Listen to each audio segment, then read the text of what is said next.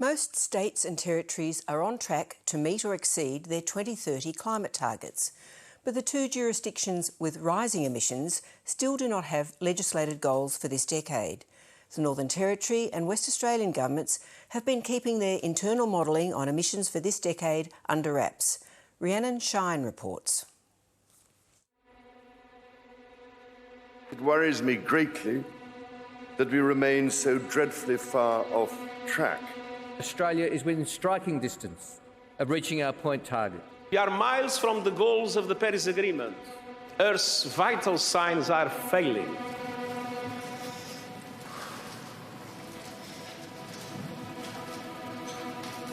On the same day the world's biggest climate change conference kicked off in Dubai, the West Australian government was introducing its own plan to tackle carbon emissions. The introduction of climate change legislation is a significant milestone. The legislation includes a goal of net zero by 2050, but no target for 2030. Every climate scientist will tell you this is the decade that matters if we're going to keep 1.5 degrees alive and if we're actually going to keep Paris alive. According to the latest federal government data, Western Australia and the Northern Territory are the only jurisdictions where emissions have been rising since 2005. Let me be clear, the net zero transition presents unique challenges for Western Australia. Our state has the largest share of heavy industries of any Australian jurisdiction. For months, the WA government has been tempering expectations around its climate legislation.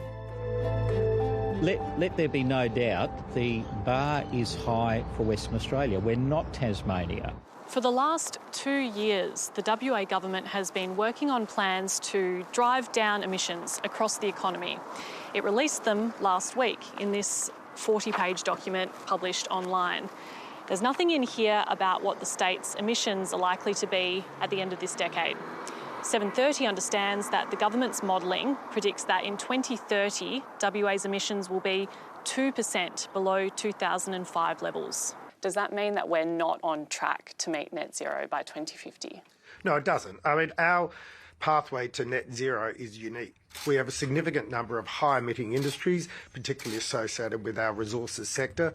But I understand that the modelling shows that emissions would need to be 11% below 2005 levels by 2030 in order to be on track to net zero by 2050. Well, I think the point to be made is that it won't be a linear progression.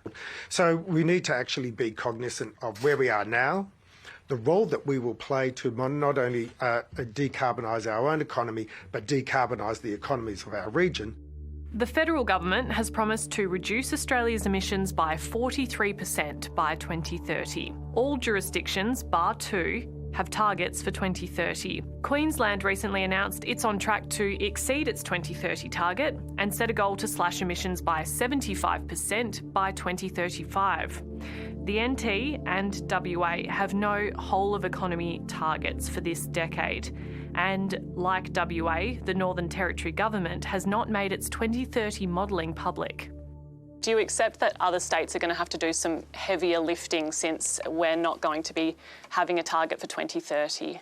Well, the other states need to look at their reliance on coal, both as an export and as a fuel for power generation. Well, all other states' emissions are heading in the other direction. We are the only state in Australia that will close down all its coal-fired power stations by 2030. Well, every tonne of emissions not reduced in WA needs to be reduced somewhere else in the country in order to achieve the national emissions target.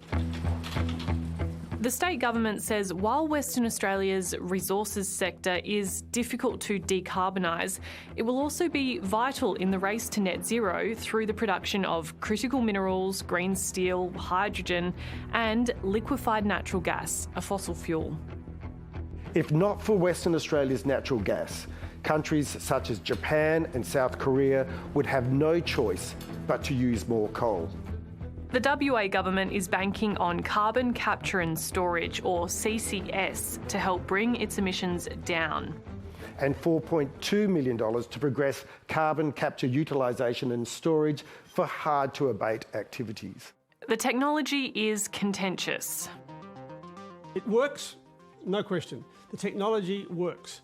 The problem is that it's cost, and also it's often difficult to capture 100% of the carbon dioxide. And also, the places we can capture it from, we have to capture it from, are very widespread. The places where we can put it is very small. The world's largest CCS system, Chevron's Gorgon gas project, is located off WA's Pilbara coast. So far, it has not been very successful.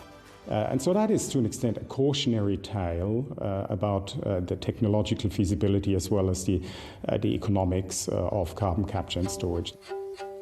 Professor Frank Yotso, who has worked as an academic and policy advisor on carbon emissions for the last 2 decades, would like to see more uniformity and transparency across the states and territories.